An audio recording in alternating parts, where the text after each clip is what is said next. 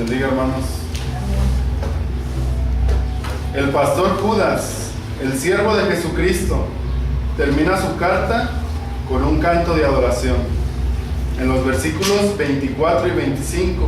Y su canto, como ya lo vimos, dice así: y a aquel que es poderoso para guardaros sin caída y presentaros sin mancha delante de su gloria con gran alegría, al único y sabio Dios, nuestro Salvador, sea gloria y majestad, imperio y potencia, ahora y por todos los siglos. Amén.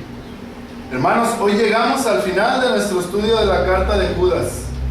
Y como es costumbre de los autores sagrados, luego de dar profundas y confrontadoras exhortaciones, concluyen dándonos aliento, ¿verdad? Nos dan aliento a los santos.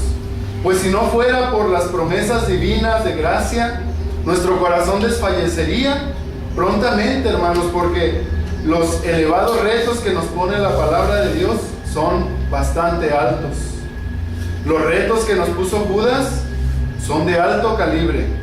Luchar defendiendo la fe no es nada fácil. A los profetas que persistieron en mantenerse fieles a la ley y al testimonio, no les fue nada bien. Ellos, en términos de relaciones humanas, pasaron duras situaciones, pues fueron perseguidos por el propio pueblo de Dios y algunos hasta murieron. Recordemos la oración de Elías cuando invoca a Dios contra Israel diciendo: Señor, a tus profetas han dado muerte y tus altares han derribado, y solo yo he quedado y procuran matarme. Hacer lo que Judas nos dijo en los versos 22 al 23 nos traerá muchos problemas, pues convencer a los que dudan, salvar a los que van rumbo al infierno y mostrar misericordia aborreciendo los pecados de aquellos que caminan en sendas del error no es nada fácil. Muchas personas llegarán a odiarnos a causa de nuestra labor profética, pues hacer estas tres cosas implica confrontar con el pecado, ser intransigentes con otra clase de doctrinas, mantenernos en una posición firme frente a la fe bíblica, denunciar el pecado, denunciar la falsedad. Y eso, hermanos, alejará a los amigos. Y no solo alejará a los amigos, ganaremos enemigos. Pero lo más complicado en el tema de la lucha por la fe es obedecer la exhortación de Judas, cuando le dice a los miembros de las iglesias cristianas: manténganse en constante vigilancia. ¿Y por qué nos dice esto Judas?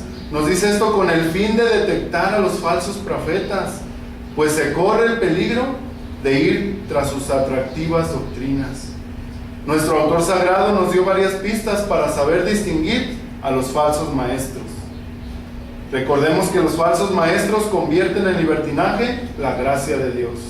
Niegan al verdadero Dios enseñando cosas erróneas y distorsionadas respecto al Dios de la Biblia. Pero también niegan a nuestro Señor Jesucristo. Ellos están dispuestos a aceptar a Jesús como Salvador, pero nunca como Señor. Ellos están dispuestos a recibir la gracia salvadora de Jesús que les garantice la entrada al cielo, pero nunca estarán dispuestos a seguir los mandamientos de Cristo. Sus doctrinas son muy agradables a nuestra naturaleza terrenal y se amoldan a nuestros deseos carnales. De manera que no solo nos es necesario luchar por defender la fe bíblica, sino que nos es preciso mantenernos vigilantes con el fin de no sucumbir ante el camino del error.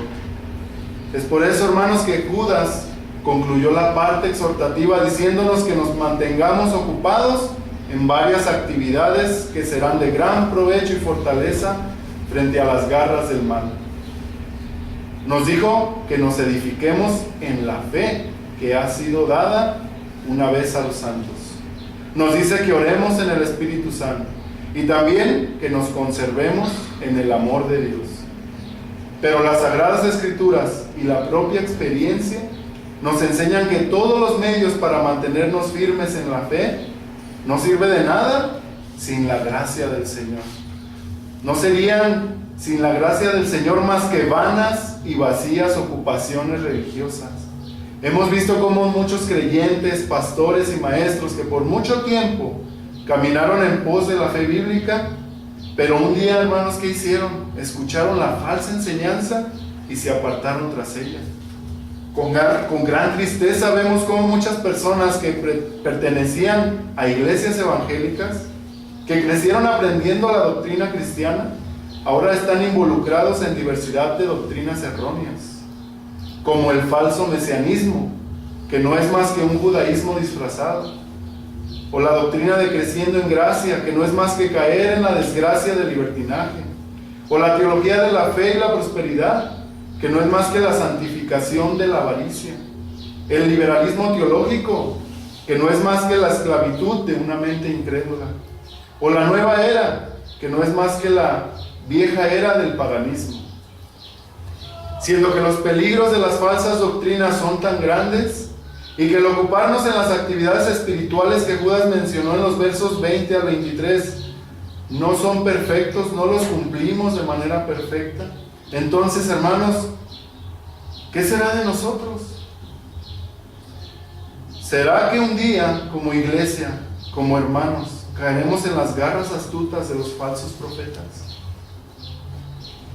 ¿Será que al tratar de ayudar a algunos a salir del error, nosotros mismos nos veremos afectados y también caeremos en lo mismo? ¿Quién nos cuidará, hermanos? Y ante estas inquietudes que pudieron surgir en las mentes de los lectores de la carta de Judas, el pastor Judas nos dice y se apresura a dar palabras de profundo consuelo e infunde santo valor a través de la más preciosa y completa doxología que tiene el Nuevo Testamento. Las doxologías, hermanos, en el cristianismo son declaraciones de alabanza a Dios, reconociendo su gloria. Doxología, la palabra, viene de dos palabras griegas: doxa, que significa gloria, y logos, que significa conocimiento o estudio. En la Biblia encontramos muchas doxologías. En algunas se da gloria al Dios Trino, y en otras se menciona solo a Dios Padre, y en otras al Hijo. Analizaremos, hermanos, en estos dos versículos finales de la carta de Judas, siguiendo la siguiente estructura. En el verso 24 veremos seguridad al ser guardados. En el mismo verso, en su parte 2, veremos seguridad al ser preservados puros. Y en el verso 25 veremos seguridad por la calidad del Salvador que tenemos. Dice el verso 24 en su primera parte: y a aquel que es poderoso para guardaros sin caída. La doxología o el canto de gloria entonado por Judas al finalizar su carta rinde alabanzas. ¿A quién? A aquel que es poderoso para guardarnos sin caída. Hay peligros por doquier. Hay falsos profetas que entran encubiertamente a las iglesias cristianas. Sus doctrinas son atractivas, ciertamente, pero, hermanos, los salvos pueden entonar un himno precioso con toda convicción. Un himno que diga: no temeremos, porque hemos confiado en el poderoso. ¿En quién hemos confiado? En el poderoso. La palabra griega que usa Judas para poderoso es dinameno, la cual procede de la palabra dinamis, voz griega que da origen a nuestra palabra castellana dinamita. Y el significado de estas palabras incluyen la idea de poder, de ser capaz, de tener gran capacidad. El Dios de la Biblia, el Dios Padre, es un Dios de poder, es un Dios de fuerza, es un Dios de capacidad. Él es el Dios poderoso porque tiene toda la capacidad para controlar los hilos de la historia y hacer que sus santos propósitos se cumplan. Pero, hermanos, no se trata de un poder ciego como el de la dinamita, sino de un poder sabio. El Dios de la Biblia siempre se ha presentado como un Dios de todo poder. Génesis 17:1 dice: era Abraham de edad de 99 años cuando le apareció Jehová y le dijo: yo soy el Dios poderoso, anda delante de mí y sé perfecto. El resto de las escrituras abundan en describir los hechos poderosos de Dios. Dios hizo la tierra, el mar, los animales, las altas montañas, el cosmos, las estrellas, el infinito firmamento. ¿Y todo cómo lo hizo? Con el poder de su voz. Salvó a Israel del poder del imperio egipcio. Abrió el mar en dos. Dio órdenes a las nubes para que protegieran a su pueblo del calor y alumbraran de noche en el desierto. Hizo que saliera agua de la roca seca. Condujo a su pueblo a la tierra prometida, expulsando con poder a todos sus enemigos. Destruyó a imperios y levantó un pequeño pueblo. Su poder es notorio. Su poder a lo largo de la historia bíblica. Por eso a lo largo de la historia bíblica se le llama el poderoso, o mejor dicho, el todopoderoso. El Dios al cual adoramos, dice Judas, es poderoso para guardar a los suyos, de manera que no caigan. El sentido aquí es el de un caballo que en su correr, superando obstáculos, no tropieza con ninguno de ellos. Dios es poderoso para guardar a su pueblo sin tropezar, de manera que no caigan en la falsa doctrina. ¿Y por qué necesitamos a nuestro Dios? Porque no podemos nosotros permanecer un solo momento de pie si el Señor no nos sostiene. Somos como el bastón que si es soltado, cae al piso. Somos como un pequeño bebé que si no es sostenido por la madre y se le deja solo en sus propias fuerzas, muy pronto tambalea y se cae. El mundo está lleno de trampas. Hay personas carnales a nuestro alrededor que tratan de influenciarnos. El diablo es un enemigo incansable en tratar de presentarnos el amor al mundo como algo muy placentero. Los falsos profetas nos presentan un evangelio humanista, carnal, flexible, liberal, centrado en lo material y en los placeres terrenos. Estamos rodeados de maldad.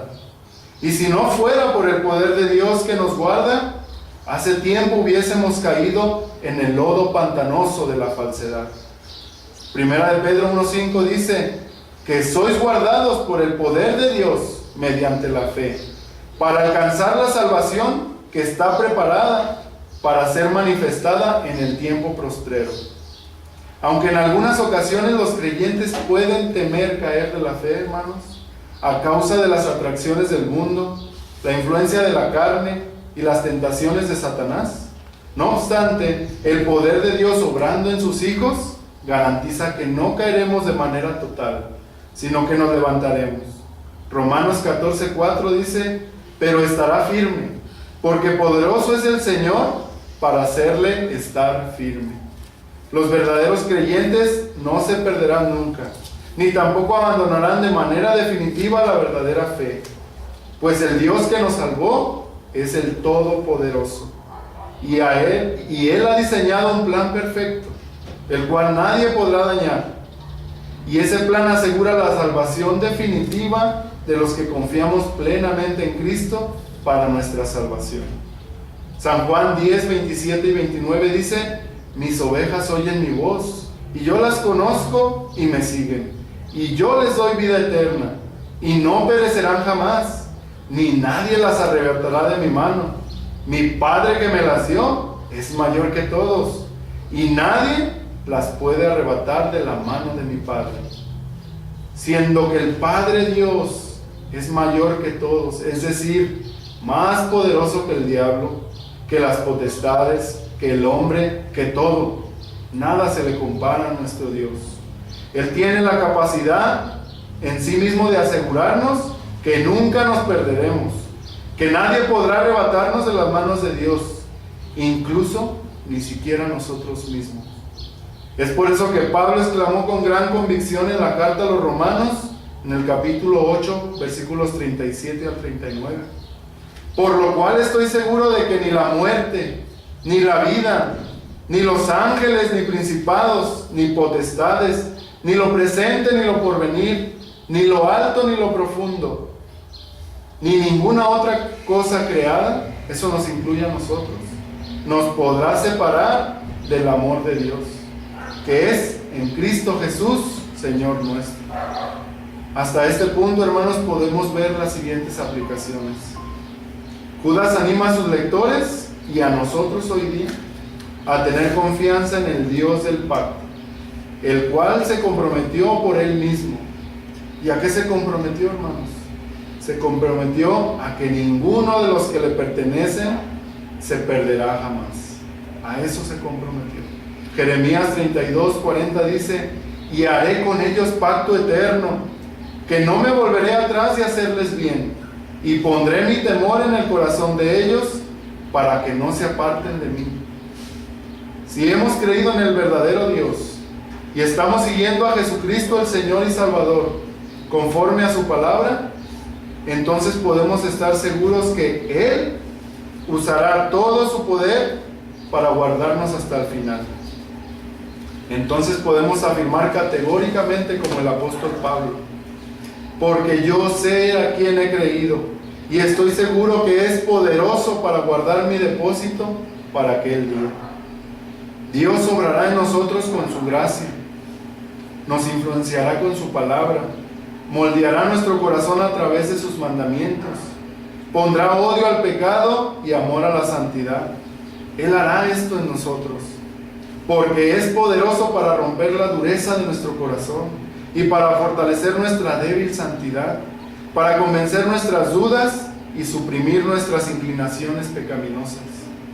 Hermanos, siendo que tenemos esa seguridad de esa salvación, ¿estás viviendo como un salvo?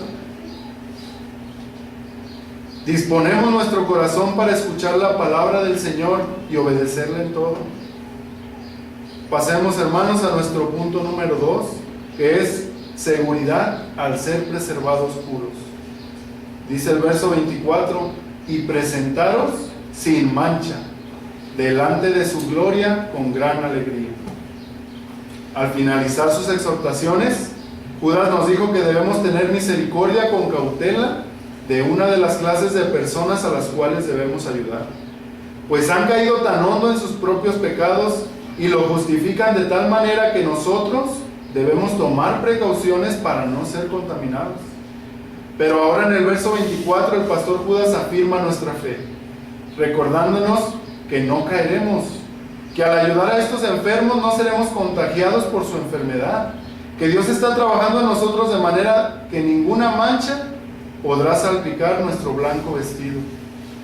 Un día, hermanos, nos presentaremos delante del Padre, estaremos frente a frente con su gloria, pero nuestra experiencia en ese momento será muy distinta a la que tuvo el profeta Isaías, quien quería huir despavorido de la presencia de Dios, pues al ver su gloria, vio su santidad, y al ser confrontado con la santidad del que está sentado en el trono alto y sublime, vio su propio y horrible pecado, y sintió el ardor de la ira de Dios, por lo cual exclamó: ¡ay de mí, que soy muerto!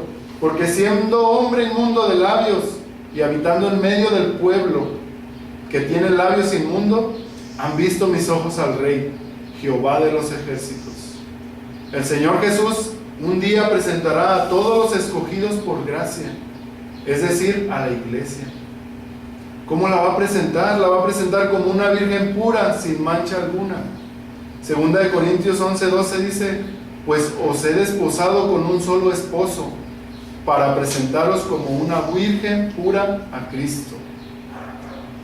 Dios se ha propuesto tener una iglesia pura, y tendrá una iglesia pura. Su poder es tan grande que nada impedirá tener una iglesia pura. Pero esto tiene repercusiones muy fuertes en la vida de nosotros los creyentes. Si Dios es poderoso para presentarnos delante de su gloria sin mancha, entonces esto significa que Dios está obrando ahora en nosotros esa limpieza. Los falsos maestros presentan a Dios como un benefactor que está interesado solamente en que los pecadores entren al cielo para que dejen de sufrir. Ellos dicen que Dios no le interesa mucho, que a Dios no le interesa mucho el estilo de vida que los creyentes lleven en la tierra. Ellos usan las doctrinas de la gracia como justificación para continuar pecando. Como dice Judas en el verso 4, convierten en libertinaje la gracia de Dios. Ellos enseñan la gracia de Dios como una licencia para pecar y pecar. De manera que dicen: hagamos males para que vengan bienes.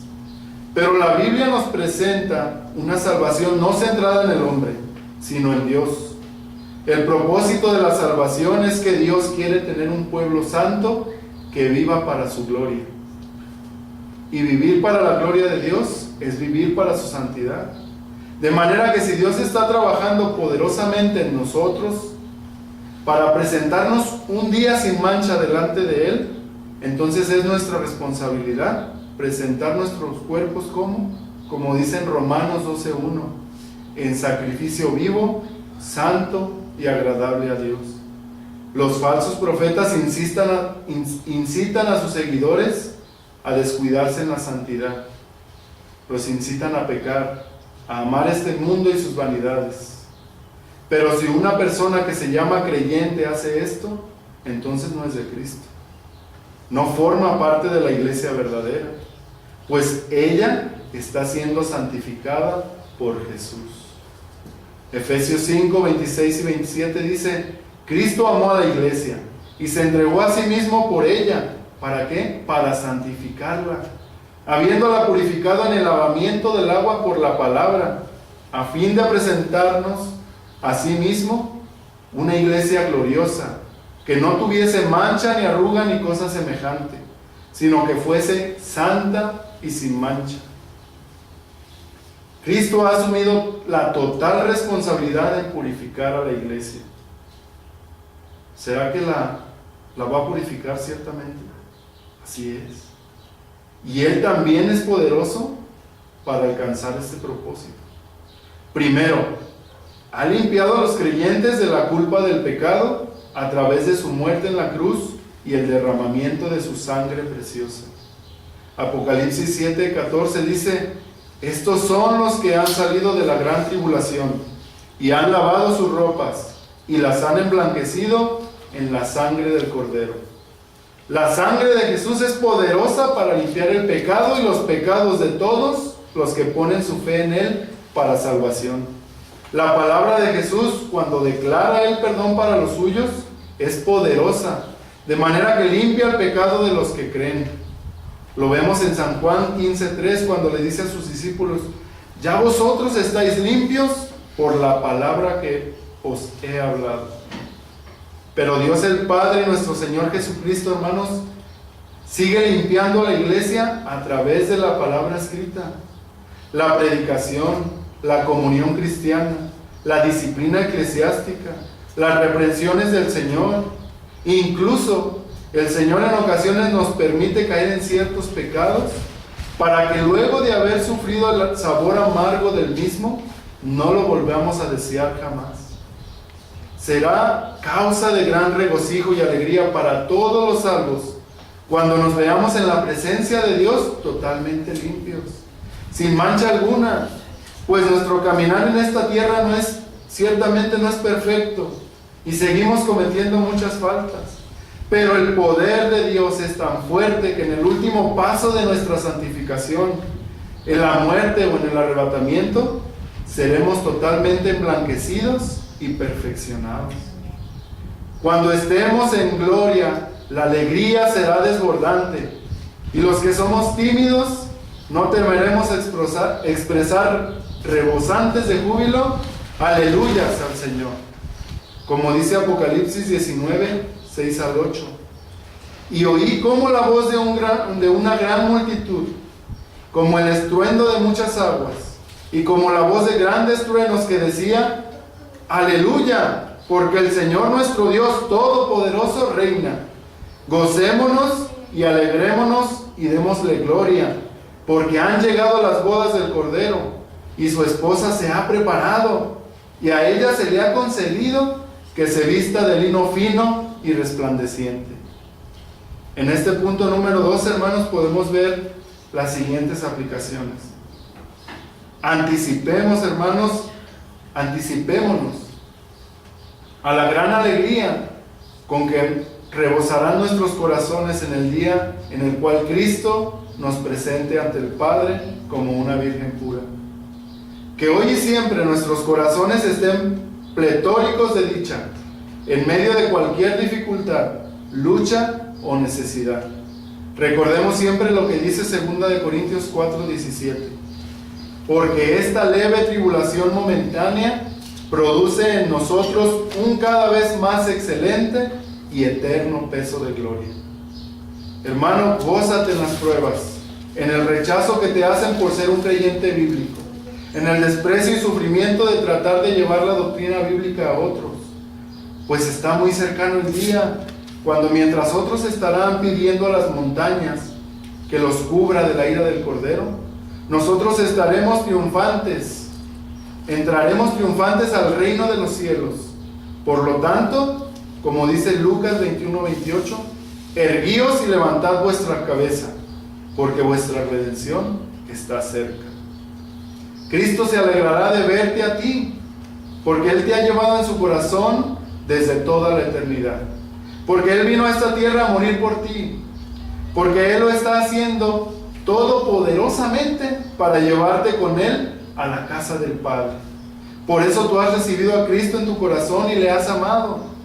Aunque ahora permanece invisible a tus ojos físicos y le has servido, aunque a costa posiblemente de grandes pérdidas y peligros, por lo tanto, Cristo se alegrará de ver el fruto de su trabajo en ti. Y tú te alegrarás de verlo a Él en toda su gloria y realeza, cuando Él diga: venid benditos de mi Padre, heredad del reino preparado para vosotros desde la fundación del mundo. Hermanos, anticipemos esta dichosa alegría y trabajemos para Cristo, anunciando la doctrina bíblica por doquier sin temor alguno. Pues el cristiano no es como un ave que canta en medio del más crudo invierno. Pasemos, hermanos, a nuestro último y tercer punto: seguridad por la calidad del Salvador que tenemos.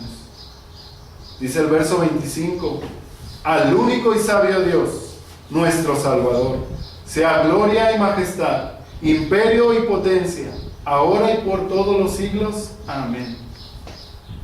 Algunos falsos maestros enseñan que una vez salvo, ya no necesitamos más de un Salvador, y mucho menos del Señor. Pero la verdad es que nosotros no podemos mantenernos ni un solo segundo salvos, a menos que la gracia de Dios sea la que nos preserve en esta salvación. Hay un sentido en el cual todos los días estamos siendo salvados, porque esta es una acción continua en nosotros. En el momento en el cual creemos inicialmente en Cristo, ciertamente somos justificados y nuestra salvación está asegurada por medio de la fe. Pero esto es solo el inicio de ese caminar que nos conduce al cielo. Todos los días que vivamos en esta tierra, luego de la conversión, será un tiempo para crecer y crecer a la imagen de Cristo. Esto lo vemos en los siguientes textos. Romanos 8:29 dice: porque a los que antes conoció, también los predestinó para que fuesen hechos conforme a la imagen de su Hijo. Y en 2 Corintios 3:18: por tanto, nosotros todos, mirando a cara descubierta como en un espejo la gloria del Señor, somos transformados de gloria en gloria, en la misma imagen, como por el Espíritu del Señor. Y Colosenses 3:10 dice: y revestido del nuevo hombre, el cual conforme a la imagen del que lo creó, se va renovando hasta el conocimiento pleno. Vimos que que estamos siendo hechos conforme a la imagen, que estamos siendo transformados de gloria en gloria, y que nos vamos renovando hasta el conocimiento pleno. De manera que Dios es siempre nuestro Salvador. Y esto es maravilloso, pues que Él se interese en mortales pecadores como nosotros, siendo Él el Creador soberano, santísimo en su justicia, justo y perfecto. ¿No es una maravilla, hermanos?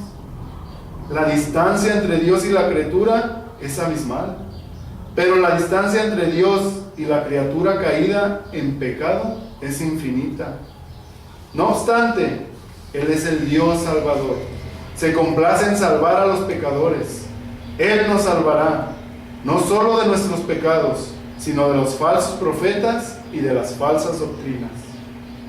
Confiamos en la poderosa salvación que ha obrado a favor de su pueblo.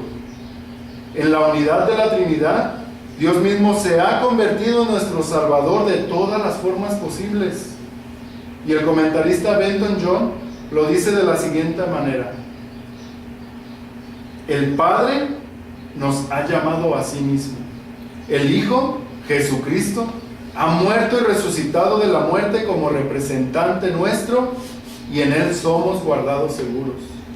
Y el Espíritu Santo cambia nuestros corazones y nos capacita para orar y recibir la fuerza y la gracia que proporciona el Señor. Tenemos un gran Salvador, porque este es el único Dios. No hay otro como Él, y por lo tanto no existe un ser que pueda hacer verdadera y dañina oposición a sus planes. Satanás y los falsos profetas tratan de dañar a la iglesia y tratan de dañar a las almas de los salvos, pero no lograrán vencerlas, pues poderoso Salvador es el único Dios todopoderoso. Él la edifica a la iglesia, la cuida, la santifica, la purifica y la llevará a la gloria. El creyente confía totalmente en este único Dios. ¿Por qué? Porque dijimos que Él es sabio. Dios siempre tiene los mejores planes y usa los mejores medios para obtener los mejores fines.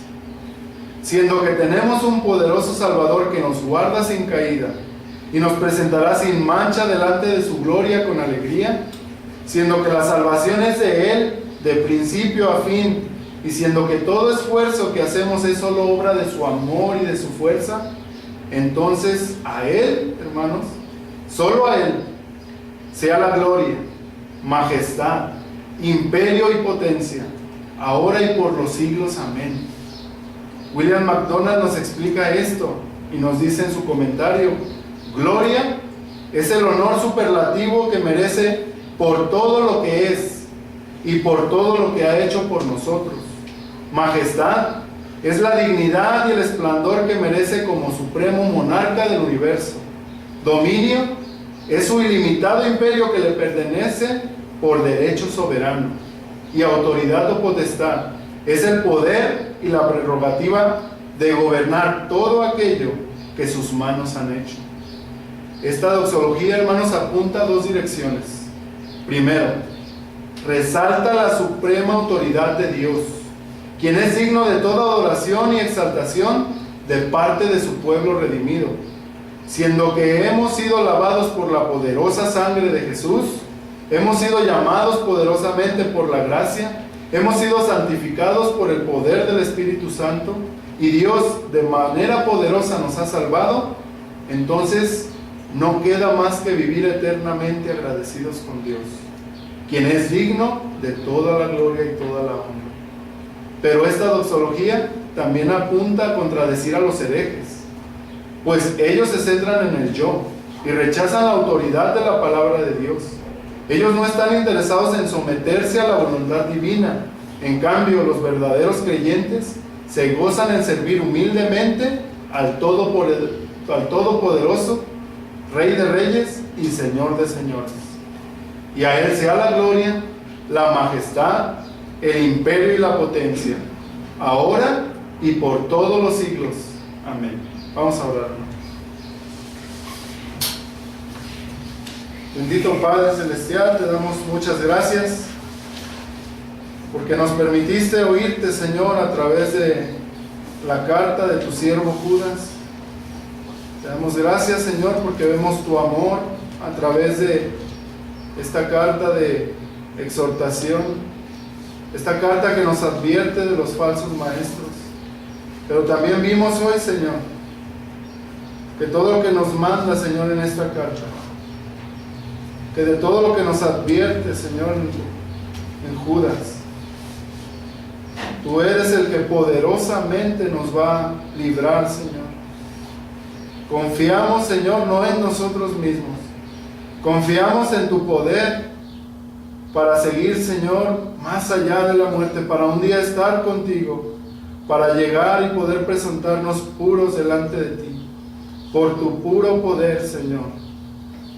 Te damos muchas gracias y te glorificamos, Señor, bendecimos tu nombre, porque reconocemos, Señor, que nosotros no somos capaces de nada, que nosotros estábamos corriendo, Señor, hacia el infierno, y que tú, por tu gran amor que has tenido hacia nosotros, nos amaste desde antes de la fundación del mundo, que viniste a morir, Señor, por nosotros. Viviste, Señor, una vida santa, cumpliste toda la ley, y que después de tu muerte al tercer día, Señor, resucitaste con poder para cumplir con tu santo propósito. Porque tú eres poderoso, tú eres nuestro Dios único y verdadero, Señor. Te pedimos, Señor, que siempre confiemos en ti, que no estemos confiando en ningún momento de nuestra fuerza, y que si sentimos, Señor, que desfallecemos, entendamos que es porque estamos confiando en nosotros mismos, y que nos podamos, Señor, otra vez tomar de ti, Señor, para seguir caminando. Te pido, Señor, por esta iglesia. Te pedimos, Señor, como iglesia, que nos permitas caminar, Señor, en tu amor, en tu gracia, en tu verdad. Perdona, Señor, nuestros pecados y permítenos seguir de tu mano. Y a ti, Señor, el único Dios poderoso, sea la gloria, el imperio, el poder, por los siglos, Señor, de los siglos. Amén. Amén.